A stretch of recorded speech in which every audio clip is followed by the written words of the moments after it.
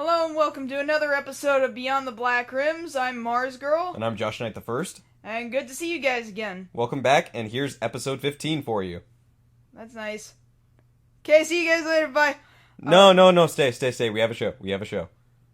I sure hope so. Yeah. Otherwise we're screwed. No, I don't think we're screwed.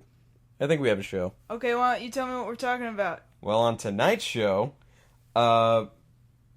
yeah, we'll do this in reverse. I'll tell you what Kaylin's gonna do, Kaylin's gonna tell you what I'm gonna do, and then we'll both say what we're gonna do at the end. Okay, Kaylin, I don't necessarily trust you to get it right, but we're gonna find out. Let's find out. On tonight's show, Kaylin will be discussing the next Ace Attorney game and why it is only being released as a digital download. And Josh has got some mumbo-jumbo about Pacific Rim. There's like some new trailer or some junk. There's some other news in there somewhere. See, I gave yours a little bit of respect. You gotta muss that one up. I'm sorry, I actually don't really know what you have to say. I'm just a light discussion. Okay, thank you. And then we're both gonna talk about ABC having picked up Agents of S.H.I.E.L.D.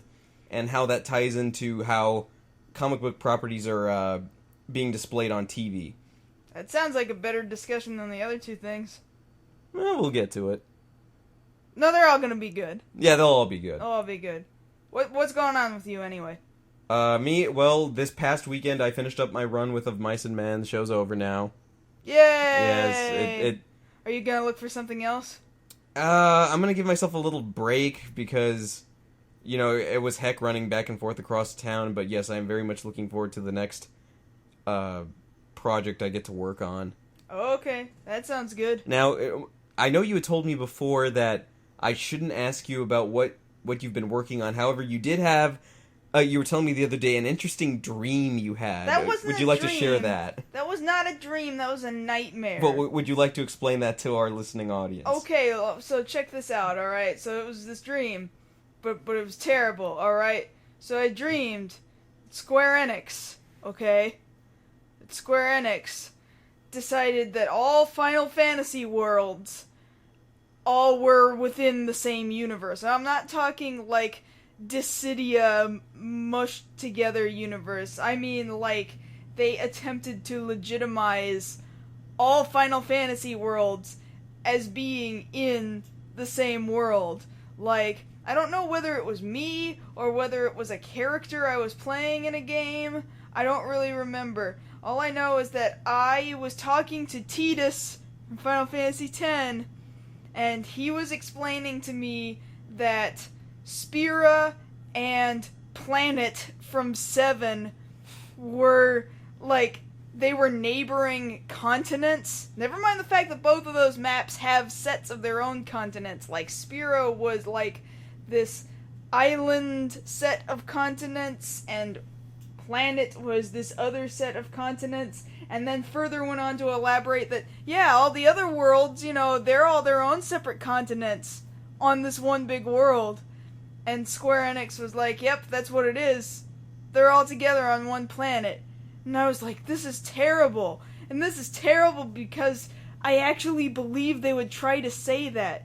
Because, like, there's some extra piece of writing somewhere out of Square Enix where they actually already have tried to suggest that Final Fantasy VII and Final Fantasy X exist in the same universe by saying that, oh yeah, that Shinra kid from 10-2, no, it's not just a cute little coincidence that we named him like that because we were making a ribbing toward Final Fantasy VII. No, like, somewhere down along in the future, his company is like, yeah, we took all those fireflies or whatever, and we looked for their energy, and then we built a space program, and then we went into space, and we looked for other planets with similar energy. Thus, our space program found this other planet that had not the energy we were looking for, but this Mako energy, and thus Final Fantasy X and Final Fantasy VII are linked together. And that's why I believe that my dream could have been real, and it was a nightmare. It was terrible. It was honestly quite terrible. So to wrap that all up, every Final Fantasy exists on the same world, just different continents, in this nightmare of yours, and you're worried that it's not just a nightmare, but it's a premonition dream. Oh, I don't know that it's a premonition dream. I'm just saying that if Square Enix were to say, yep, that's what it is, I would believe them, and I would stop playing anything produced by Square Enix ever again. I would completely give up. As I already mostly have, but... Right. But, like, I wouldn't even touch a game of theirs anymore after the fact. I understand. So that's what's up. Okay. I'm just letting you know. Well, I'm here to assure you that was a dream. I don't know if you can assure me of that. I don't think I can trust anybody anymore. Well, speaking of not being able to trust anybody, there's a follow-up to last week's episode. There is? Yes. I talked for a little bit at the in the segment about the Power Rangers anniversary show Super Mega Force and whether or not they were going to be able to get returning actors back. And you had said, well, maybe it's just that they haven't announced anybody. Yeah. Well, funny you had mentioned that because since we made that episode, we now have a definitive list of at least 11 actors who are returning. And they include Jason David Frank, Danny Slavin, who was the Red Ranger from Lost Galaxy, Melody Perkins, who was Corone, Galaxy Pink. Well, I'll just list off the Ranger names. The Green Galaxy Ranger, the Red Turbo Ranger, TJ, the Red Lightspeed Ranger, the Green Samurai Ranger, the Yellow Samurai Ranger, the Red Time Force Ranger, and the Red Jungle Fury Ranger. Okay, so that's good, right? Except yes for the and fact no. that Jason David Frank is... I don't Well, think he got much what of he him. wanted. Now, to juxtapose that, even more people have come out saying that they will not be showing up due to the fact that Saban dropped the ball. How many more people? Well, since then, I know I brought up that I was hopeful that maybe they could cure the rift that was made between Saban and David Yost. Well, unfortunately, David Yost has officially declined. He was given an offer, but he said as much that because of the grammatical and punctuation errors in the email he was sent, he decided not to sign up. Well, yeah, that's really unprofessional. I mean, for a television studio, basically, or a production company, to be unprofessional in their use of official contact. Right. That says very little promising about the manner in which they've gone about trying to get these people back in. Additionally, Justin, the Blue Turbo Ranger, and Tanya, the Yellow Zeo Ranger, have also declined for the reason that Saban did not hold up their end of the deal as far as, monetary compensation goes. Doesn't this make Saban look pretty friggin' bad if they're not good with their grammatical outreach to Yes. these actors? They're not good as far as financing is concerned to pay for these actors to return. They drop the ball as far as, oh, we're inviting you, but oh, never mind, we can't have you, and God knows what else. Isn't this like the kiss of death for Saban? I'm not sure yet. I'll just finish going down the list and then we'll briefly wrap this up because I know we have another show to get to. But now, not all Rangers have turned it down for that reason. Specifically, the Pink Samurai Ranger and Walter Jones, the original Black Ranger. Those two in specific turned it down because they had other previous engagements. The Pink Samurai Ranger having said she was working on another project. Oddly enough, Walter Jones will be at a convention here in Texas during the proposed filming dates. So he already had that set up before any of this happened. So, once you sign a contract, you're kind of into that contract. Yeah, well, I bet Saban wasn't going to give him much more money than that anyway, if all these other people are like, well, they weren't giving me much money, so... Now, the other thing that bugs me is that, yes, they got a couple of Reds back, and getting Reds back is, of course, important, because that's, like, the figurehead of each Ranger series. what bugs me is that a lot of fan favorite characters, like the Blue Ninja Storm Ranger, the Black RPM Ranger, just flat out weren't invited. That's weird, right? I mean, they're important. They're fan favorites. I mean, I only watched so much of Power Rangers. I watched through Mighty Morphin. That's about No, I understand. And even the three the triplets that were Tray of Triforia in Power Rangers Zeo, they weren't invited back either. And yet they still managed to invite them out, fans invite them out to Power Morphicon, and they show up. Yeah, so what are fans doing better than Saban? Exactly. So, yes, to wrap all this stuff together, there's a lot of... We have a few names back, and some of them are nice to hear, but then when we're hearing so much of this bad press about you didn't invite these people, you're not paying these people, it's gonna sully the whole thing, I honestly think. I agree with you that this might be the kiss of death. Now, granted, it's a show for children, so the children aren't gonna care, and most of them aren't even gonna know. But since this is an anniversary episode, and you're not aiming for the kids necessarily, you're aiming for the older fans, of which they are aware exist. And this isn't the same thing as... otherwise Power Morphicon wouldn't exist. Exactly.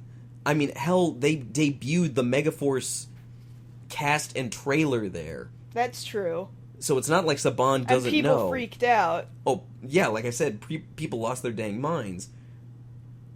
But yeah, this isn't looking good.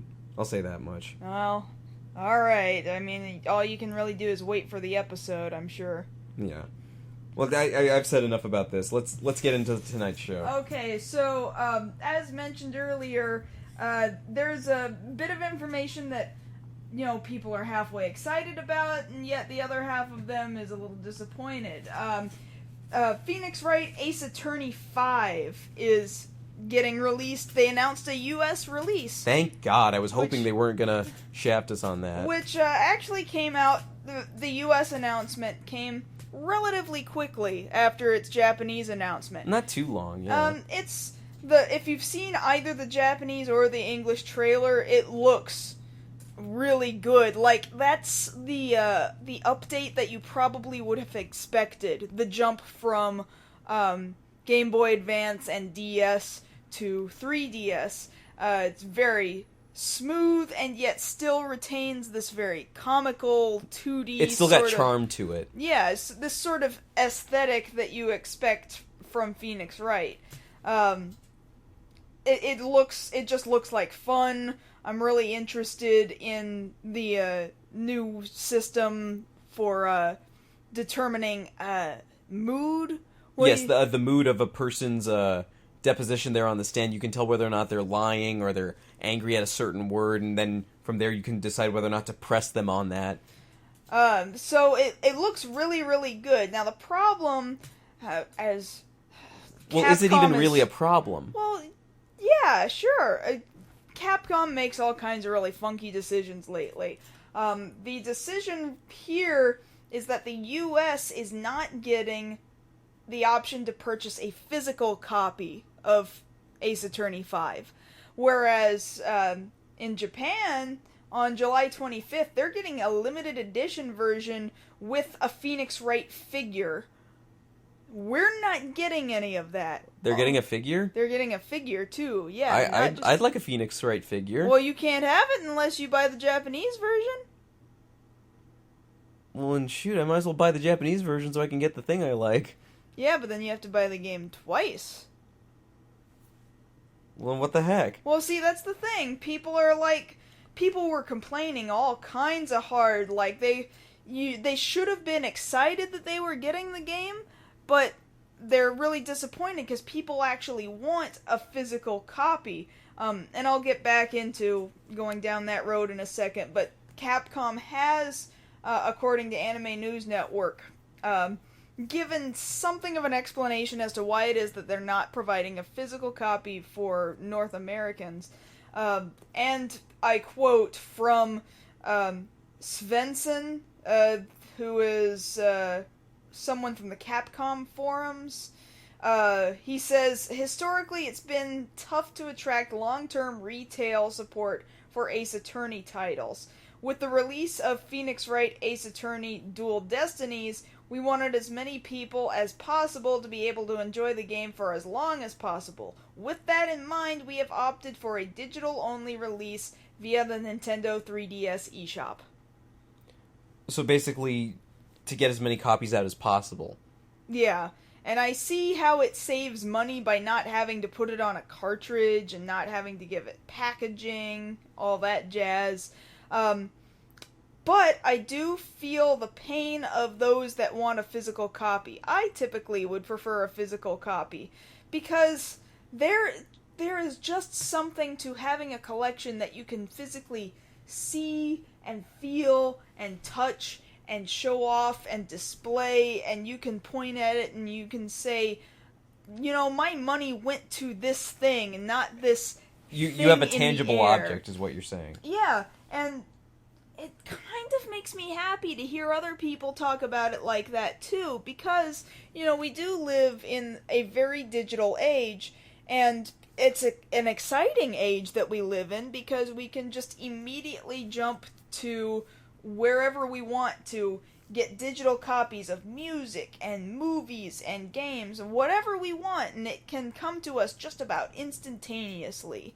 And much of the different industries are starting to embrace that, and it's a very good thing for these industries. But at the same time, gosh, it would sure be disappointing to see physical media start to disappear. Now that I can understand. Really, I'm having to take it from the standpoint of, you know, beggars can't be choosers. Not all games get released over here. I mean, I'm still somewhat upset that we never got Ace Attorney versus Professor Layton. That's true. That is true. You know, if we had even gotten that over here digital, I wouldn't have complained. I would have just been happy to have the opportunity to play that game. So, at that point, I gotta argue, is it, you know, are beggars being choosers? Well, I don't know. If, now, at the same time, Capcom has been really friggin' stupid.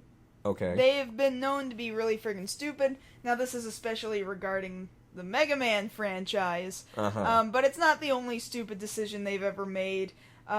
They make all kinds of really bad public announcement blunders and misspellings on their own boxes for things such as whatever that Resident Evil game was for the 3DS at 3DS's launch. Oh, the misspelling? Yeah, misspellings and using fan-made art on their website to try and promote a Phoenix Wright game, but the fan-made art was for a fan-made game that doesn't actually exist by by Capcom. So that means that somebody out there didn't have their own Capcom official art to display, so they went and did a Google search and just grabbed whatever the hell they saw and then slapped it on their website for promotional purposes. Now, is that confirmed, or... No, that's like still sitting on Capcom's website. No, but I mean, it's confirmed that somebody was like, hey, you took my art. Well, they didn't pay for it. No, you don't understand. They can't pay for it because they're a fan-made thing, and fan-made things don't really have a right to exist. That's a whole different legal argument. I'm not saying they shouldn't, I'm just saying they don't have a legal right to exist, so why should Capcom pay for art that is theirs? But the thing is... For the likeness, you mean? Yeah, but okay. The thing is, the game... Here, I'm trying to re-explain what I'm trying to tell you. Okay. There's this fan-made game. It exists. It also involves a fan-made lawyer character. What Capcom was trying to promote in their e-store was, I believe, the third Phoenix Wright game. 2, 3, I don't rightly remember. Somebody did not have the actual box art for that game over at Capcom, so they were just like, screw it, Google it.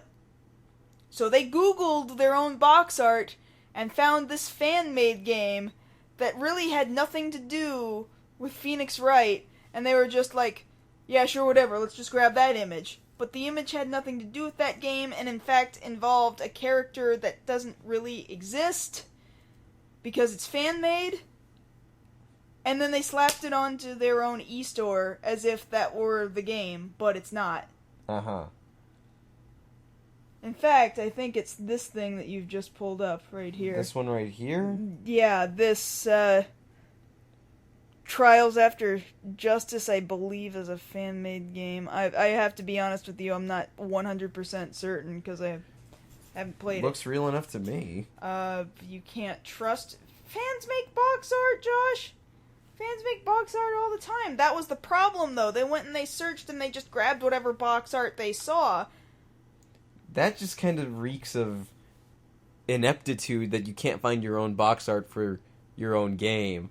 It's Capcom for you. Capcom has become completely inept when it comes to promoting their own things, selling their own things. So at the least you would say that, aside from the whole beggars being choosers argument, that they're not aware of I'm saying the fan... that Capcom also sucks. Okay. Is what I'm saying.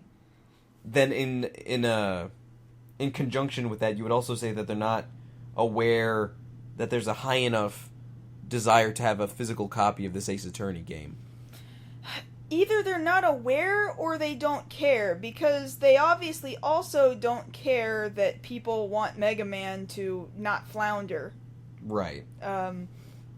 They're trying to say here that Ace Attorney has struggled in the States, I suppose?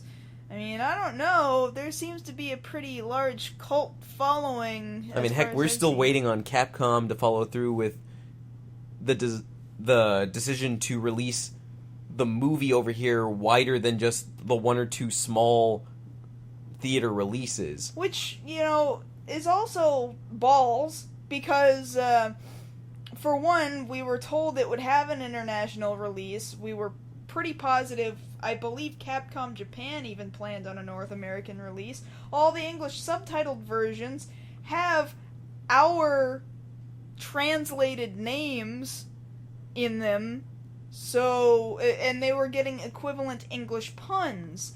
They knew what they were doing. It's time to just release it. Well, see, here's the thing, though. It was released at, like, a few film festivals throughout, the country over the last year. How hard is it to just print discs? Yeah, that's what I'm wondering. Print discs to meet demand. I'm not as angry over, not getting a hard copy release for this. I'm angry that we still haven't gotten the dang movie. I know. And they've already subbed it. It's got an official sub and everything. It exists. So where is it? Yeah. Otherwise, they're just sitting on it. Much the same as with Mega Man games that were almost fully completed, and then they did a total of jack with it. Much the same. Capcom just makes really weird decisions as of late. Well, as far as that goes, it's a shame. Really, I would hope that they get on the ball and treat Ace Attorney a little bit better. You would hope, but if they can't even hardly hold on to one of their best-known franchises, Mega Man, and treat it with the due respect and justice that it deserves, then how can you expect them to treat justice with proper justice? I appreciate your wordplay, ma'am. You can have your story now. Oh, okay, yeah, sure. Okay, we're moving on. So, I've actually been waiting for a while to talk about this. Granted, it hasn't come out yet, but... Okay, Pacific Rim. Okay, Pacific Rim. This movie, alright? Guillermo del Toro has said as much, that in a way this is his love letter to giant monster movies, and it shows so immensely in the work that he's produced here. We got a new trailer this week, and really I've been hyped ever since I heard that this was even being planned. That he was even talking about giant monsters versus giant robots. Well, specifically he was using the word kaiju to replace giant monsters, right? Which is just the literal Japanese term for giant monster, kaiju. And that's how they're referred to in the movie. And this thing looks absolutely gorgeous to me. The monster It looks designs... fun. It looks It fun. definitely looks fun. What I like about it thus far, just looking at the trailers and the information that's being released, is that he's talking about a few things here. One, that we're not dealing with guys in rubber suits here. Of course, we're dealing with CG, but as such... But if it's all CG, I guess I can kind of... Because it's very heavy CG. So long as it all looks good together, that's looks fine. great to me. Yeah. And the thing about it is that he's making it widely known that the kaiju in the movie will move like feral animals, like wild dogs, wild, coyotes, lions, what have you, and that the robots in the movies, referred to as Jaegers, they will move like robots. We're not talking about, Evangelion, where the movement is so fluid it could be a human. No, it will move like a clunky robot. And I appreciate that. Well, looking at these trailers, it looks like the robots function by having 2 pilots? Yes, they have 2 pilots and a neural link, and it takes them to pilot just one of these things. But why do you think it takes 2 of them? Because it looks like by using that neural link... Yes. That they do the exact same movements together. Now, it's funny that I mentioned the Evangelion thing, because that's kind of similar to the whole Asuka Shinji episode where they have to sync up their movements in order to take out that one angel. Exactly. Now, I actually bring that up for a reason, because one, I'm very much looking forward to this movie. I've already made plans to go purchase midnight showing tickets. Like, that's a given. I might even pick up the figures when they come out next month. You're kind of jumping it, don't you think? Well, I love these designs. What if it sucks? Well, that's a whole nother argument right there, whether or not... What if it sucks? I don't think it's going to suck. I trust Guillermo's work. Oh, I'm not planning on it sucking. I'm just saying... I don't think it's going to suck. Alright. It's in good hands. It's in good hands. If you're that confident... It's got a capable director, more than capable actors. We got Charlie Hunnam from Sons of Anarchy... Ron Perlman, of course, everybody knows him from Hellboy. Why can't I never remember his name? What does he do? He's on Always Sunny in Philadelphia. He's funny. Charlie Day. But in a non-comedic role here as a researcher trying to learn more about the kaiju. And these designs, as we can see here, we have 5 Jaegers, each representing a different country. We've got the U.S., China, Australia, Russia, and Japan. And just for a second there, what I find odd is that since this is touted as a love letter to giant robots and giant monsters, they've released the stats on these things, and oddly enough, the Japan Jaeger has the lowest stats out of any country. That is a little strange, considering Japan is so well known for their giant robots, and throughout the 80s there was nothing but a big slew of giant robot anime and manga.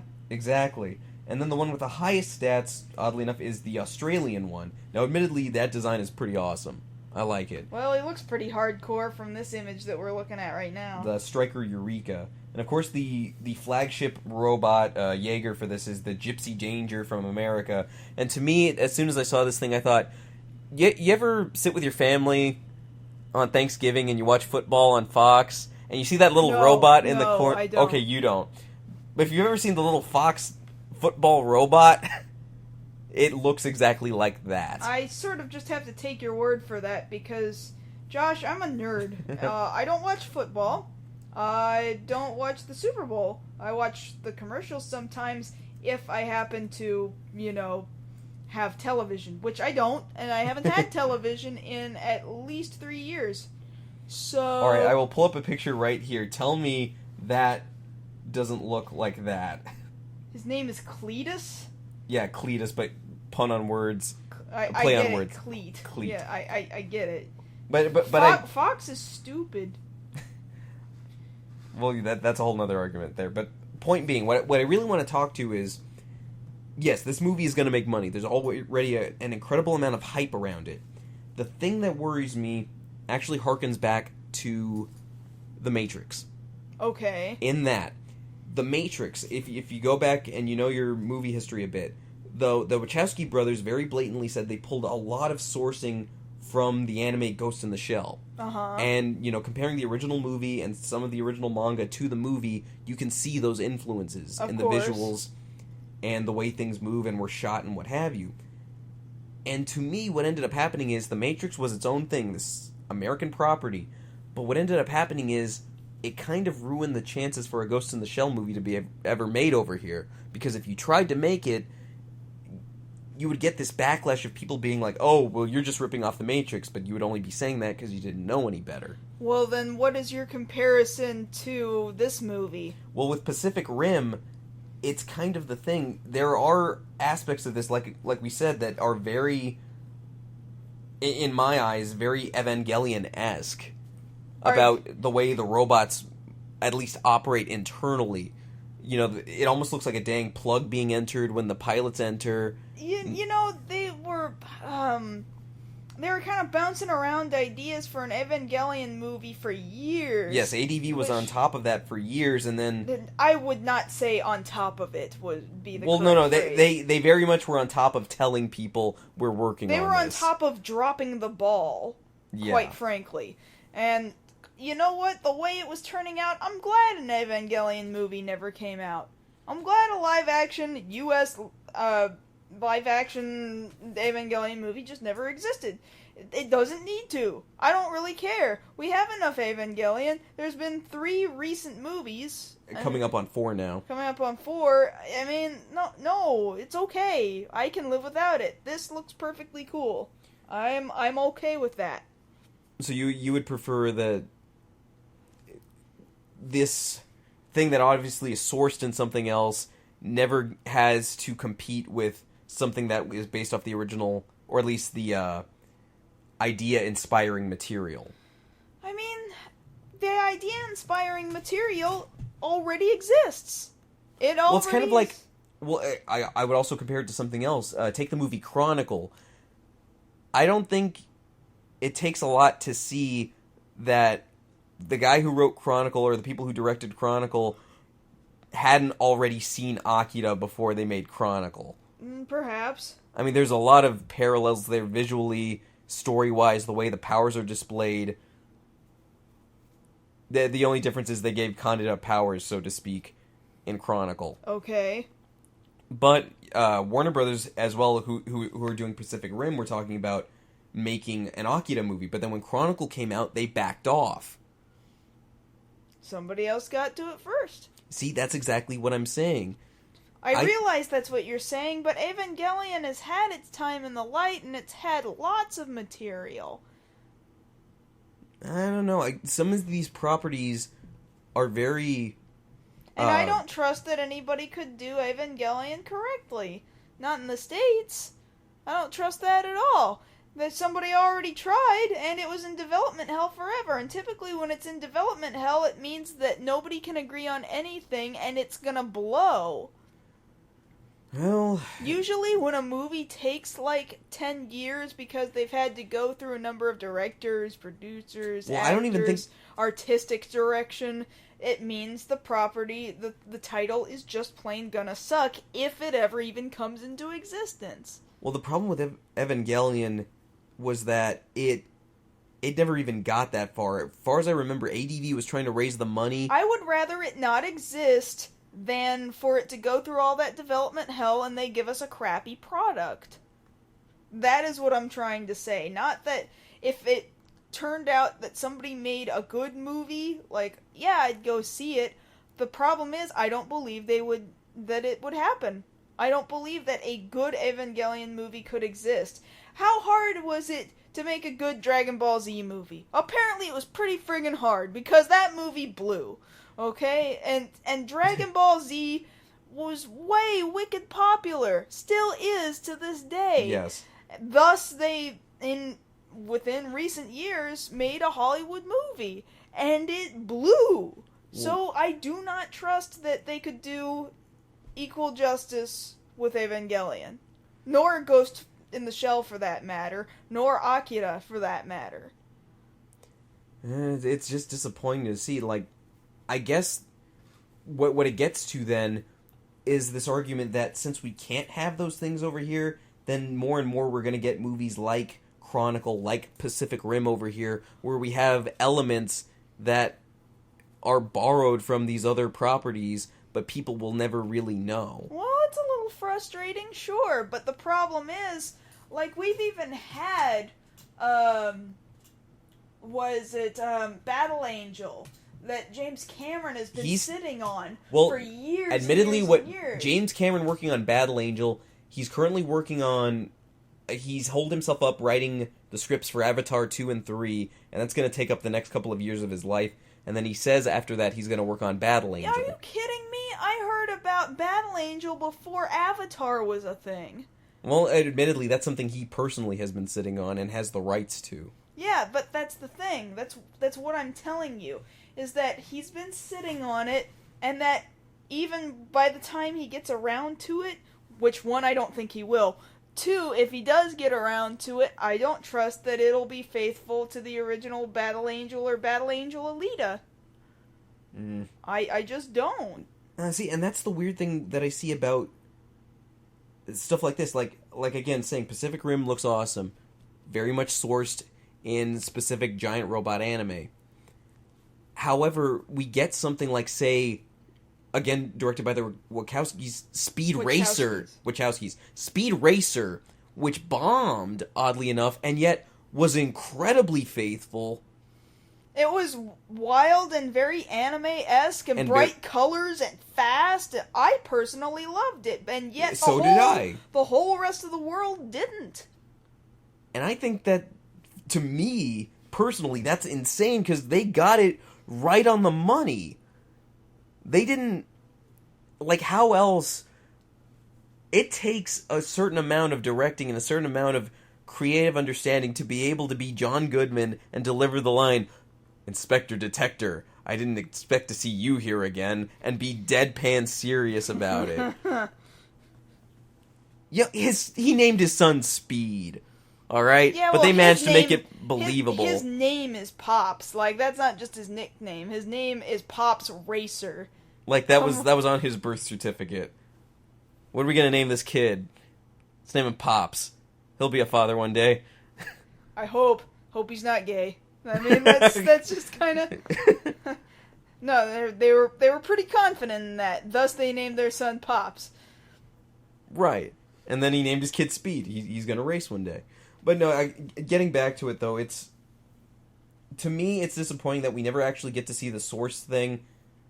So in a way, seen the Source thing. I mean, as a live action adaptation over here. Why do we have to have a live action adaptation? Why can't we? Why do you need one? I would like to have one.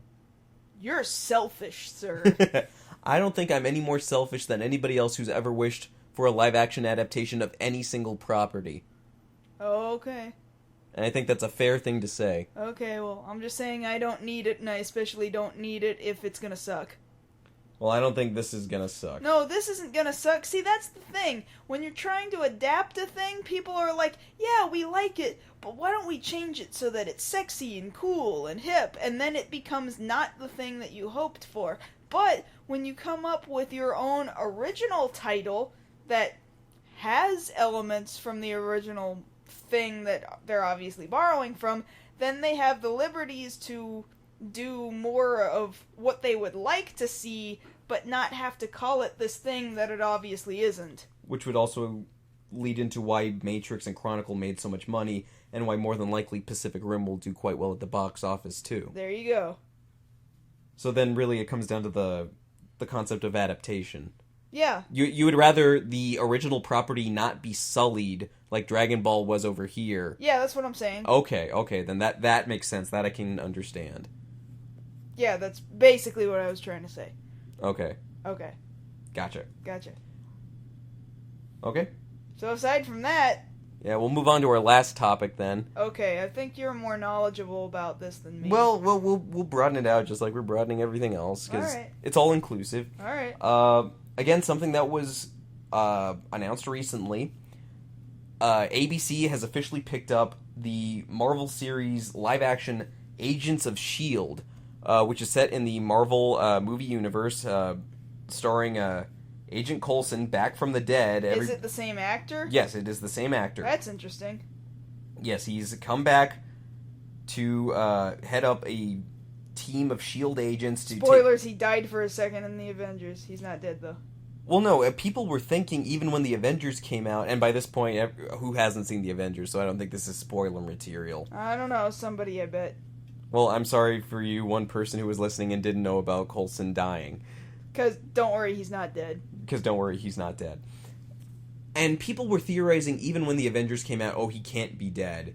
You know, because his last line in the movie, come on, boss, you knew this wasn't going to work unless they didn't have something to... And, of course, the implied line is avenge.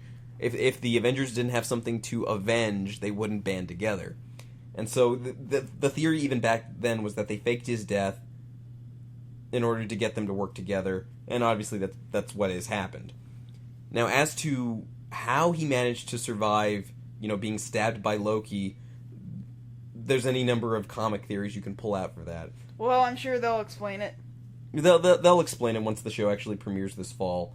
And, you know, it'll be Clark Gregg in the role again with a list of original characters not previously seen in the comics, much like him. And they'll be... They haven't confirmed the episode run yet. They're talking about it being an 8-episode run. Only 8 episodes? To start with. I'm sure they'll expand out from there. Now, the beauty part about this is this series, since it's set in the movie universe, tying directly into it, there's already this expected, oh, so we're going to get cameos, right? Now, granted, Well, what would S.H.I.E.L.D. do if there weren't cameos from people you cared about? Well, that's the thing. Like, I doubt ABC in and of themselves have enough money to be able to afford someone like, say, Robert Downey Jr. for an episode, or heck, even a 5-second wink wink, hey, I'm here, and now I'm gone. But they at least have the opportunity to bring in other lesser known heroes and be able to feature them on the show. You know, like Iron Fist or Moon Knight, people like that. Sure, so that's what I'm saying, though, like, if you didn't have cameos, not necessarily from actors that we know, but... At least from characters. From characters that maybe somebody is familiar with. If they didn't have that, what would S.H.I.E.L.D. be doing? Other than that, it would kind of come off more or less like the X-Files. But that's dumb. We already had the X-Files. It's called the X-Files. I understand that. But you could use that same argument between comparing, like, say, the Twilight Zone and the Outer Limits. We already had the Outer Limits. It's called the Twilight Zone. Yeah, exactly. But we still have the Outer Limits. Pretty sure Outer Limits came first. Well, yeah, you know what I'm saying. You know what I'm saying. I'm the one that said it. I know, I just heard you say it. But, I think this will do quite well, not just for the fact that, yes, this is tied into the movie universe, and that's already making $1 bajillion and what have you. Making the comparison between this and, say, what DC has to offer in terms of television live-action offerings, currently right now being Arrow on the CW. I'm sorry. Well, I know not everybody's... Green Arrow's not everybody's favorite hero. He's not my favorite, obviously, but... It's something that I'm happy that Marvel's finally getting back around to, is that DC, for the longest time, has had television properties, you know, going around ever since, you know, the 50s and 60s. You know, you had the old Superman serials, you had Batman, Wonder Woman, and, you know, of course, more recently... Many of them were quite comical, not just in the sense that they were from comics, but they were humorous. Yes. And then, of course... So you couldn't really take them seriously. But still, they made it into the cultural ether, and they became widely known for that. That's true. And then, you know, more recently, with them in specific, you had Superboy, and then later on you had Lois and Clark, Smallville, and now, you know, Arrow, and even the CW is talking about picking up a Wonder Woman live-action series. You know, so... People forget. If they're giving Wonder Woman a live-action series, would they consider... Have we discussed whether or not they would do a Wonder Woman movie? that has been in development hell for I don't know how long. Okay, we don't have to get deep into that or anything. No, I was that just that, curious. that pretty much sums it up right there. It has been in development hell for I don't know how long. There's never been a movie adaptation of Wonder Woman. That's weird. Why would they not do that when she's basically like... She's part of the Trinity. Yeah. The DC Trinity. Batman, Superman, Wonder Woman. That seems like something that you would logically pursue. Why would you not pursue that? Wouldn't that make money? It should, hypothetically, but they can never seem to get it right. Now... How hard is it? You know, she's an Amazon from an island full of all these ladies, and then mom is like, go, and then she's like, okay, and then she meets this dude, and then she lassos people, and then they tell the truth, and then she flies around in an Invisijet, and then, you know, she's got this bracelets, you know. Yeah.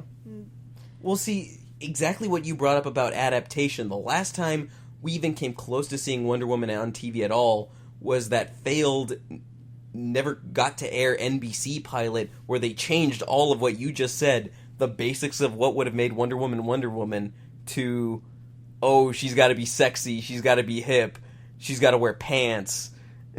I've seen Wonder Woman wear pants. Well, I mean, yeah, that's in keeping with the New 52. Are you saying that in costume she would wear pants? Yeah. But that's, of course, that was in keeping with the New 52 design. That pilot was as recent as the New 52? Oh, yeah, the designs were out by that point. So within the last 2 or 3 Within years. the last 2 years, yeah. Yeah. And it's funny enough when we can have, and of course you can look this up, heck, on Tumblr if you wanted. Yeah. The design... No, I like Tumblr. The design for the Wonder Woman NBC pilot was comical, to say the least. And then you hear about they're making a pornographic parody movie of Wonder Woman. A picture's released of the actress playing Wonder Woman in that, and that looks more comic accurate than the NBC pilot, because the NBC pilot costume... Are you trying to tell me that a Wonder Woman porn parody didn't already exist? Not one that had this high-quality costumes. Huh. But no, really getting back to it, Marvel being able to have something on TV is not something we've had in a while, because it's been a while since we've had Spider-Man over here on TV, or the Incredible Hulk, which in its time was a ratings powerhouse. Sure, I mean, Incredible Hulk was, again, I look at it now and I think, this is really silly, but it's like, everybody knew about it, sort of to the extent that Star Trek was really weird and bizarre and only fit a certain niche sort of audience, and yet you can't go anywhere and not find somebody who doesn't know what Star Trek is, or at least something as simple as beam me up, Scotty. Yeah. You know, live long and prosper, things like that. So even though it only speaks, again, to this certain core audience, it was something that, you know, almost the same time frame too, within 10 years of one another, more or less. Just something about those shows that like you latched onto because they were so bizarre, and so like nobody had seen anything like it before on TV, and so people could quote it, know what it was when they saw it. And that's what I think we're going to get with Agents of S.H.I.E.L.D. We're going to have another series on our hands that becomes something that everyone will recognize, you think? Well, people now already recognize the Avengers. Like we've said before, up until a few years ago, hardly anybody knew who Thor was. Maybe you knew who Iron Man was. Now they're household names. You can't walk, very far in this town without seeing a kid carrying an Avengers toy, or wearing an Avengers t-shirt, or carrying an Avengers backpack. Things like that. And now it'll be this thing where it's not just the fact that it's Marvel and everybody knows the Avengers. Something to think about is, just in general, the character of Agent Coulson, who was just this agent character that they wrote for the first Iron Man movie. But he was kind of likable. He had sass to him, if I can phrase it as such. But it was a sass that stood out. And a lot of that has to do, of course, with Clark Gregg's portrayal of the character. And then very dialed back sass. Yeah, a very dialed back sass. But then there was something likable about it that they brought him back again. and then they put him in Iron Man 2, and then they put him in Thor in a bigger role, and then by the time you get to the Avengers, you've already seen this guy, 3 times, plus the little Marvel minisodes, and then by the time the Avengers happens, you care about this guy. I remember when we were there at the midnight showing of the Avengers, and that death scene, there was hardly a calm face in the crowd. I looked around at the reactions, and people were visibly upset that this guy who you didn't think you were going to care about, suddenly only with his death do you realize you care about him. And now, bringing him back, I'm not hearing any arguments over, oh, it's cheap that you're bringing him back. No, people want him back.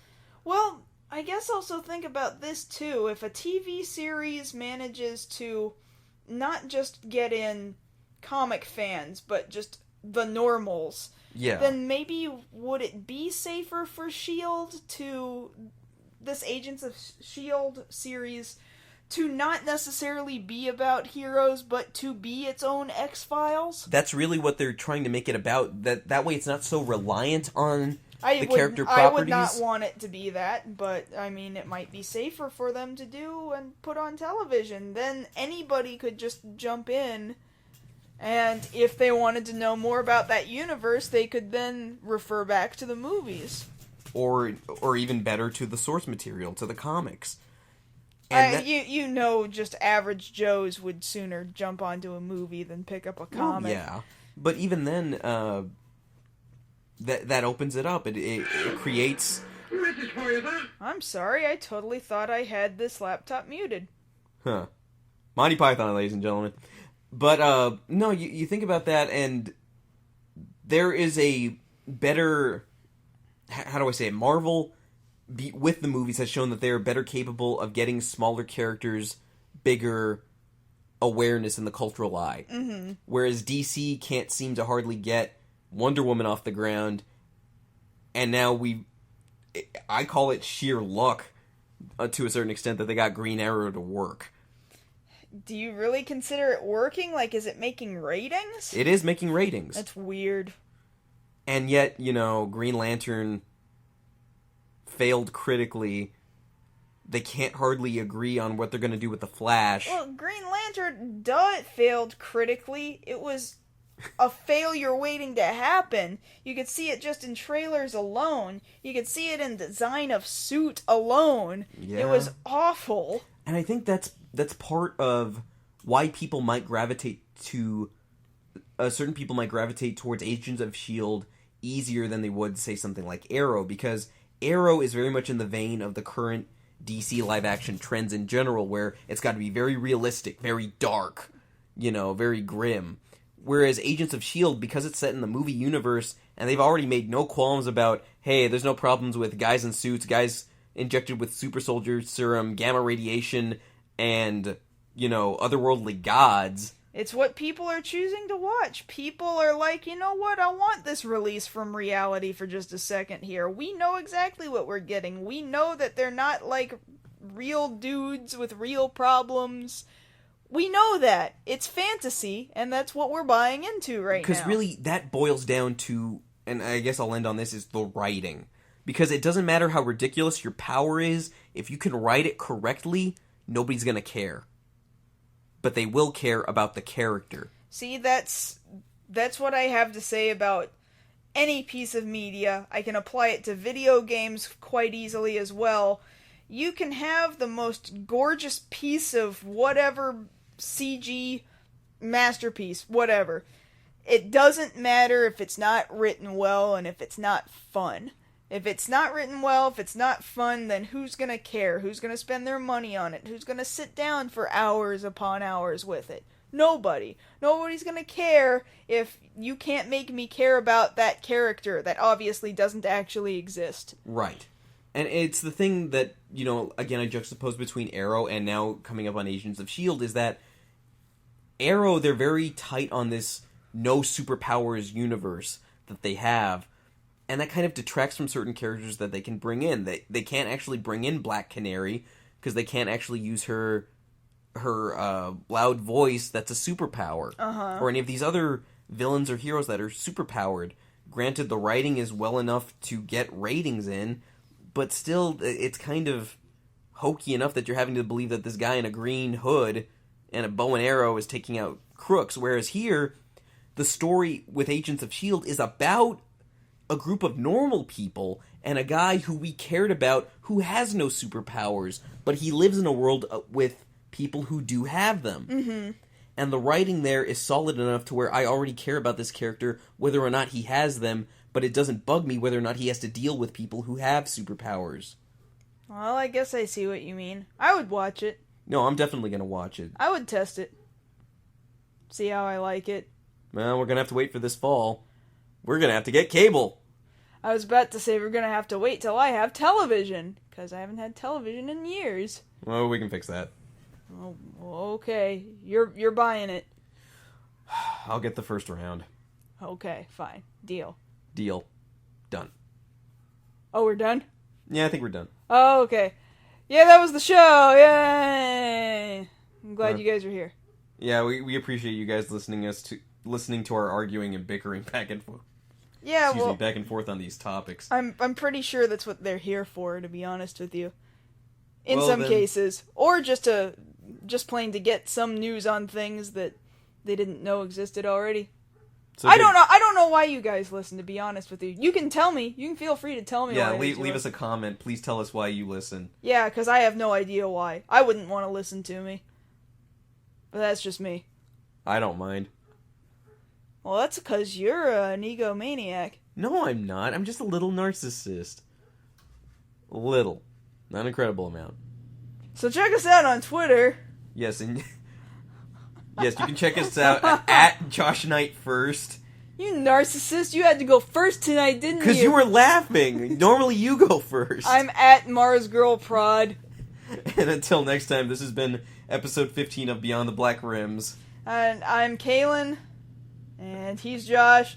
He wasn't going to tell you that, as you can tell from that big empty gap. I was going to say it. No, I was. You forgot your name. I did not. How can I forget my own name? All right, we'll see you guys next time. All right, see you guys next week. Okay, bye.